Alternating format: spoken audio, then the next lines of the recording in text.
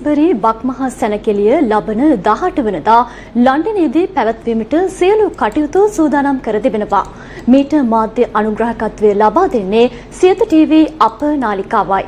මේ ඒ පිළිබඳව තොරතුරු ගෙනෙන්නේ හසිත අකලංක දයාලගේ. මෙවර බක්මහා සැනකෙළියට ඇති සූදානම් පිළිබඳව දැනගන්න මම මේ මොහොතේ සම්බන්ධ කරගන්නවා කිංස්බරි විහාරස්ථානයේ විහාරාධිකාරී ගලයායේ ධම්මදස්සි අපේ හාමුදුරන්. අවසරයි අපේ හාමුදුරනේ. තිරුවන් සරණයි හසිත මහත්තයෝ.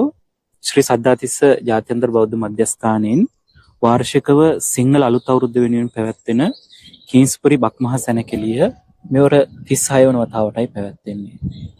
උදෑසන වරුවේ හැරෝ බයිරන් ක්‍රීඩාංගණය තුල අපේ සිරිත් විරිත් සමග ජන ක්‍රීඩාත් ඉන් අනතුරුව දහවල කාලය තුල යුරෝපයේ පැවැත්වෙන දැවැන්ත සංස්කෘතික මංගල්‍ය පැවැත්වෙනවා. ඒ වගේම රාත්‍රී යාමේ දැවැන්ත සංගීත රාත්‍රියක් පැවැත්වෙනවා. මේ අති උත්කර්ෂවත් උත්සවය දැක බලා ගන්න ඔබ සැමට කාරුණික ආරාධනා කරනවා.